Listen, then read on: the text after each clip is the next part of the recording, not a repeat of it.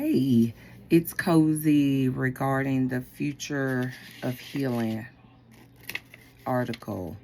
And my belief is that healing centered engagement and mobility justice are not just policies, they really are ways to create a future that our communities can thrive in and be rooted in our history, right? And have dignity in what we do and how we come about. I definitely want us to stop uh, healing through trauma informed care, right? And move to the healing centered care, because we can focus so on what happened to us and the injustices that we can get stuck and never come up with a solution or how to become better. And so that's what it needs to be about. Once we can heal, we can definitely focus on where we can go now, right? We can start to open our minds to the possibilities or see clearly what's available for us now and come up with some collective um, initiatives on how to do that, right? And strengthen our culture. So, yeah, and it's not that we don't forget our traumas. We really need to discuss them, to bring them to the forefront, so that we can know that we are resilient, right, as a people, and know that those traumas and how we overcame them gives us the pride to push forward and to continue to do more for the future or that's coming, right? Um, because I believe too that things happen to us individually, but also as a collective or as a community. So healing is not just going to be individually, it's going to be as a community. And again, turning that pain into purpose with pride, okay? And as we continue to work on ourselves individually, it works on the community. And but at the same time, we can work on the community and work, and it helps transform us individually. Kind of reminds me of the Great Commission of God, to go out and to make disciples of the nations, right? And so that's what we have to do. But in order to do that, you have to be a good disciple. So it works simultaneously, and that's um, so I believe that true healing is really going to, honor that past trauma and pain, while at the same time lifting it up and using it as fuel, future fuel for today, and that's how you will fix certain things, because we're locked in our mind and in our heart of the past and the trauma.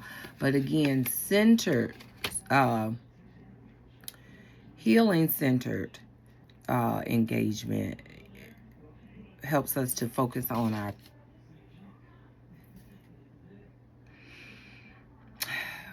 our strengths, right? Not just the pains, because we had to develop some real strengths going through that, right? Even joy. I say us black people, black don't crack, but we have these big laugh lines, right? Because we're always smiling. We have a joy. I think we're chosen people. We're some kind of way that light still, the image or the anointing still shines through. So yeah, I think it's to highlight that, right? In our leadership, right? But again, not just staying on the pain, but advocating that the pain can be used for purpose with pride, right? And how we move forward in that. Again, I love our resilience. Africatown, they have survived because of the legacy, the ancestors, them telling the story to their young and it going on. However, the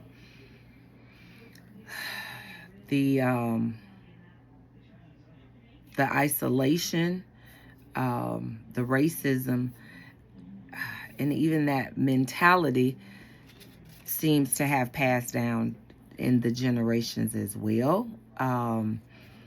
So it seems as if they were stuck.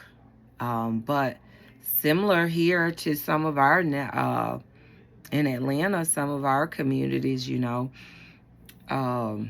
isolation is caused by redlining. Just how the city is coded in certain ways isolates us, right? And perpetuates the non-investment into our communities, into our schools and things. So transportation definitely will come into play for that. So I'm really excited that it will open up the possibilities, from the better jobs, the best.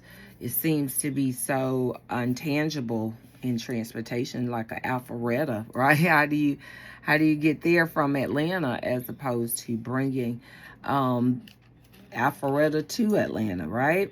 But to have accessibility, or at least have the choice, right? Because a lot of us do want to stay in our communities and build them up and have just as good jobs in healthcare and schools here, and developing transportation and accessibility right here in our community. But yeah, getting the people informed, just like Africatown, and to stop some generational things, or non-involvement, right? But I love that they stayed alive. The idea was always there. They continue to try to find things, like we hear in PSE and this initiative are trying to find ways. So what I say is, this is my, I kind of wrote down my last quote. So I said, mobility justice is dignity in movement. It's access to jobs, schools, healthcare, and healthcare. It helps us where our history can't be deleted, right? So that it can be resonated and grows. So healing-centered engagement means designing mobility and infrastructures that repair harm and honor community history. I believe if we want to repair the past, we've really got to build up some systems that access our people to the opportunities so that they can heal and grow, right? Economics definitely gives you choices. Yeah. Thanks.